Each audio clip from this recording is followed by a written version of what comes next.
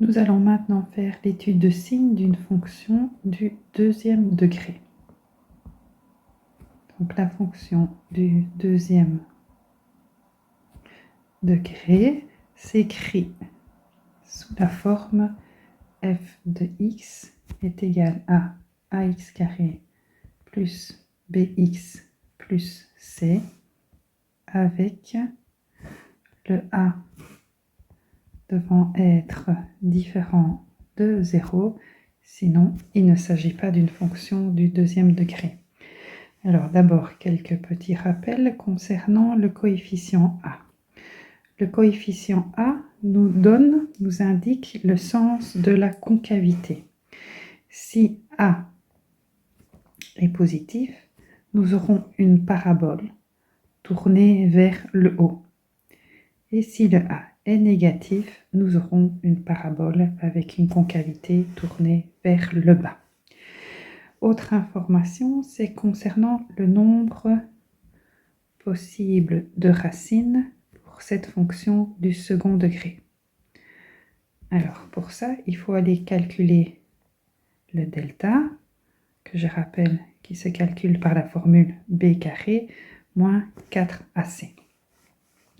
Trois possibilités. Si le delta est positif, la parabole admet alors deux racines qui seront données par la formule moins b plus ou moins racine de delta sur 2a.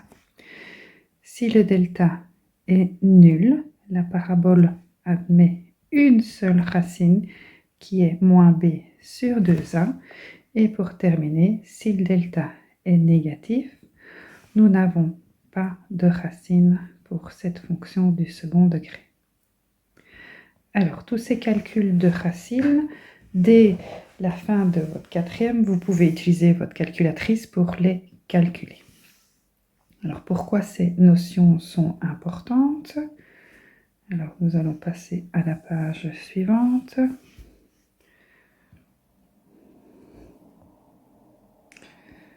Donc, pourquoi toutes ces notions sont importantes? Parce que on va en fait, en fonction de ça, avoir 6 possibilités. D'abord, 3 possibilités lorsque le coefficient A est positif et 3 possibilités lorsque le coefficient A est négatif. Pourquoi? Parce qu'il faut tenir compte. Donc, je vais mettre tout ça dans un petit tableau. Il faut tenir compte du signe du delta, donc le delta positif, le delta nul, on va d'abord faire celui-là, et le delta négatif. Donc je disais, lorsque le A est positif, la concavité est tournée vers le haut, mais si le delta est positif, ce qui veut dire qu'on a deux racines. Donc si j'illustre ça dans un petit schéma, j'aurai une parabole avec une concavité tournée vers le haut et deux racines. Donc lorsque le A est positif et que le delta est nul, on a une racine. Donc je peux illustrer ça par le petit schéma suivant. Une parabole avec une concavité tournée vers le haut et une seule racine. Et lorsque le A est positif et que le delta est négatif, alors là on n'a pas de racine. Donc le schéma correspondant sera le suivant. Donc la parabole ne croise jamais l'axe des X. Pour ces trois situations, nous pouvons alors établir les tableaux de signes suivants. Donc dans le tableau de signes, on indique les racines. Les racines sont les valeurs qui annulent la fonction. Donc première possibilité, c'était avec deux racines. Ici, on n'a qu'une seule racine. Et dans le dernier tableau, là, on n'a aucune racine. Donc la fonction ne s'annule jamais. Après, on peut observer sur le graphique que avant la première racine, la parabole est positive, donc j'indique dans le tableau un plus, qu'après la deuxième racine, elle est également positive, ce que j'indique par un plus dans le tableau, et entre les deux racines, la parabole est négative, donc j'indique dans le tableau un moins. Dans la deuxième situation, la parabole est en fait toujours positive, avant et après la racine. Elle ne s'annule qu'une seule fois. Et dans le dernier tableau, la parabole est toujours positive et strictement positive puisqu'elle ne s'annule jamais.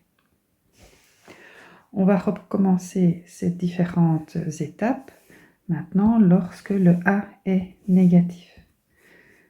Alors lorsque le A est négatif et que le delta est positif, donc deux racines, on peut illustrer ça par le schéma suivant. Donc oui, lorsque A est négatif, la concavité est tournée vers le bas.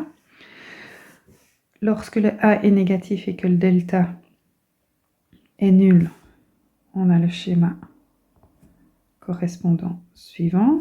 Et dernière possibilité, lorsque le A est négatif et que le delta est négatif, la parabole ne croise jamais l'axe des X et est toujours tournée vers le bas.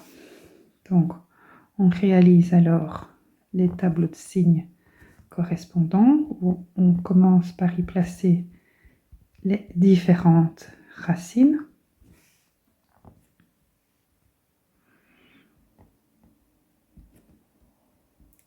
Voilà. Dans le dernier tableau, je n'ai pas de racines. Et puis on observe graphiquement les signes de ces différentes fonctions. Donc, en premier lieu, ici, nous constatons qu'avant la racine et après la racine, la parabole est négative, donc j'indique un moins dans le tableau de signes, avant et après la deuxième racine, et qu'entre les deux racines, la fonction est positive. Donc je peux indiquer un plus entre les deux racines.